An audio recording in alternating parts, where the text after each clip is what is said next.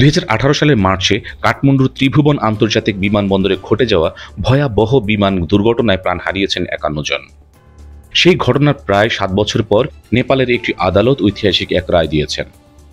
কাঠমান্ডু জেলা আদালতের বিচারক দিবাকর ভট্ট রায়ে ইউএস বাংলা এয়ারলাইন্সকে 17 জন নিহত যাত্রীর পরিবারকে নতুন করে মোট $2.74 মিলিয়ন ক্ষতিপূরণ দিতে নির্দেশ দিয়েছেন। নেপালের ইতিহাসে প্রথমবারের মতো কোনো বিমান সংস্থার বিরুদ্ধে গোচরযোগ্য গাফিলতির অভিযোগে এমন ক্ষতিপূরণ আদায়ের রায় দেওয়া হলো। এ রায়ের মাধ্যমে নতুন এক দৃষ্টান্ত স্থাপিত হলো বলে মনে করছেন আইনবিদরা। এর আগে প্রতিটি পরিবার আন্তর্জাতিক বীমা চুক্তি অনুযায়ী $20,000 করে পেয়েছিলেন। এবার সেই ক্ষতিপূরণের বাইরে বাড়তি অর্থ দিতে বলা হয়েছে।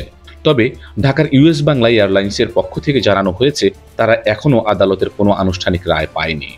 রায় বলা হয়েছে, দুর্ঘটনার পেছনে যদি কোনো কারণ ইচ্ছাকৃত গাফিলতি বা অনিয়ম প্রমাণিত হয় তাহলে ক্ষতিপূরণের পরিমাণ সীমাহীন হতে পারে।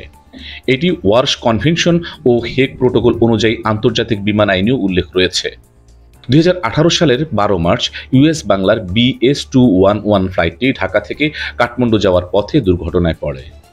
তৎকালীন তদন্তে দেখা যায় ভুল যোগাযোগ ও ককপিট বিভ্রান্তি এ দুর্ঘটনার প্রধান কারণ ছিল। মোট 51 জন নিহতের মধ্যে 22 জন ছিলেন নেপালি, 28 জন বাংলাদেশি এবং একজন চীনা নাগরিক। আদালতের রায় এখনও আনুষ্ঠানিকভাবে প্রকাশিত হয়নি, তবে কাঠমান্ডু পোস্ট জানিয়েছে এই রায় নেপালের বিমান দুর্ঘটনা সংক্রান্ত আইনি ইতিহাসে একটি মাইলফলক হয়ে থাকবে। এই রায়ের পর ইউএস বাংলা কি পদক্ষেপ নেয় তা সময়ই বলে দেবে।